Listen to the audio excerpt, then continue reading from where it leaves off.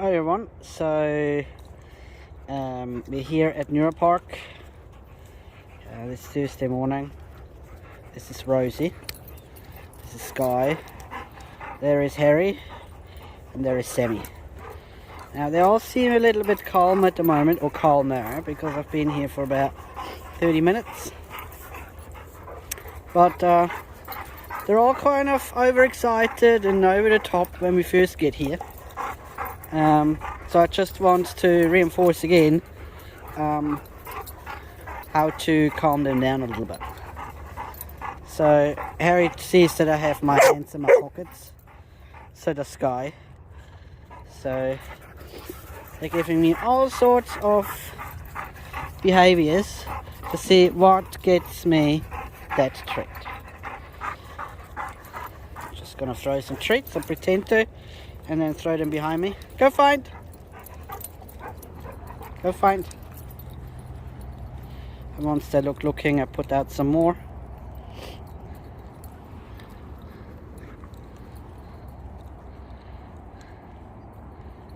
And there you go. They calm down.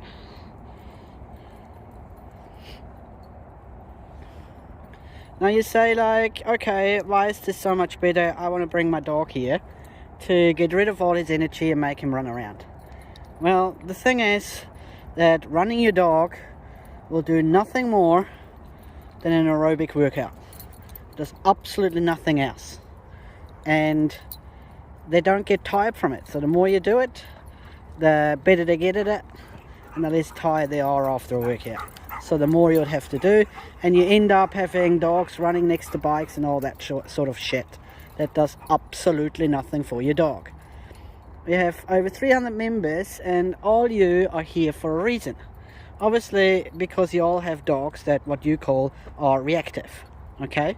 So whether they react to other dogs, or they react to bikes, or any sorts of movements, you're here at Nura Park for a reason. You obviously can't go to the dog park in Bexley, so you're here in Nura Park for a reason.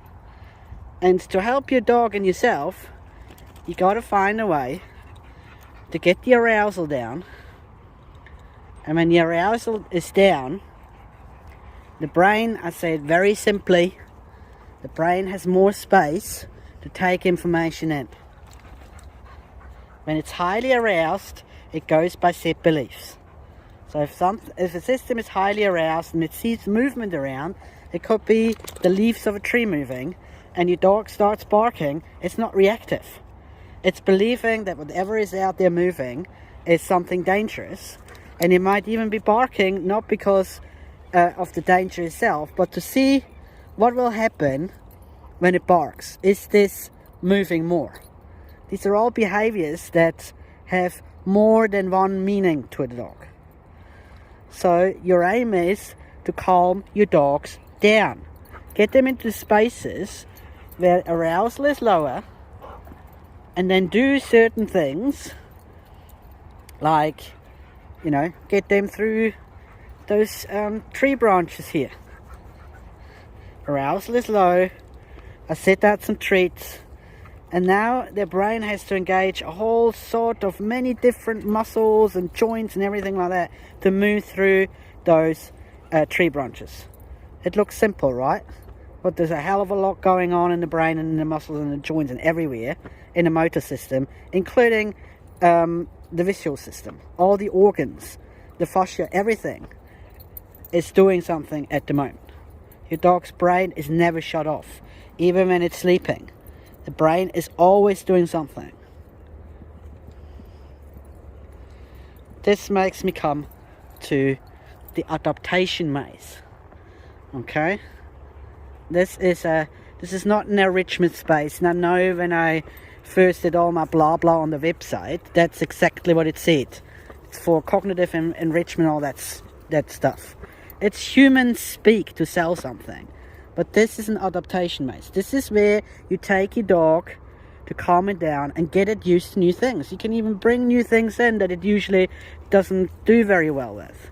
But it's not here to run around and, you know, play with another dog with. This is a space where they calm down and they go on the things just like Sky does now. And I don't want to go here in the islands because the plants in there are damaged, so I get them out,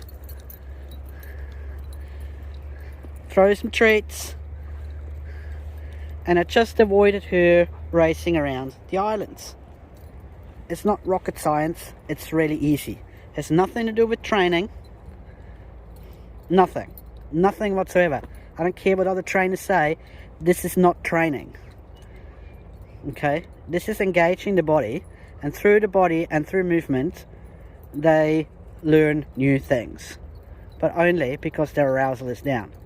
Once they stop sniffing and see something moving, they're as nutter as any of your dogs. And, you know, this is what I'm doing here. This takes work. I'm not here walking around talking to somebody else. I'm here observing the dogs. I'm with the dogs. So if the arousal gets too high and they even have an altercation together, I'm here. I'm here in the middle and the thick of it, making sure that nothing happens, making sure that they get the best experience there is. That's what this place is for. And the more you do that, the more you'll be able, or the more likely it is you'll be able to go to other quiet places in the red zone to do similar things, and then work yourself up with your dog to go to places where maybe one dog is around somewhere in the distance, or a bike drives past and things like that. But these are long, it takes a long time. This is not something that happens after coming to Neuropark 3 or 4 times. And Neuropark is not, you can't just come here and expect your dog to do some sniffing work and then in 6 months to be not reactive anymore. It's not how this park works.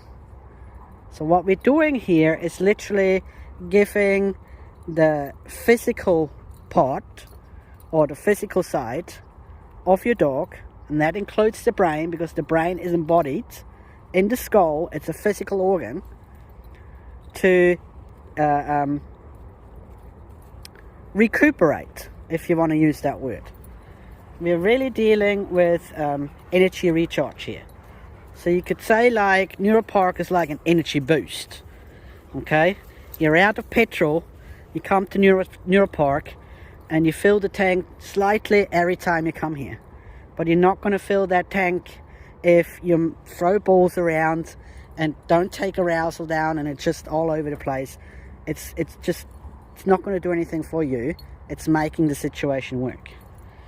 So I'm sounding very tough now. But sometimes tough love seems to work.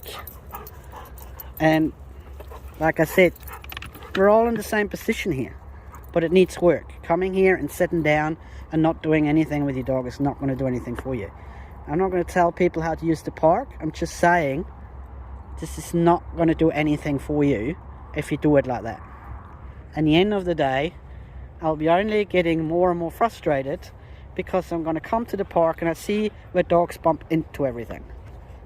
It's your job to make sure that they don't bump into things, because the dog doesn't know where the new things are. So it's our job to bring them calmly across these new things and make sure they gain a knowledge of the space.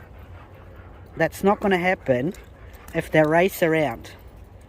It just isn't. And, you know, like I said so many times, it would be really ironic if your dog gets an injury from coming to a rehab park.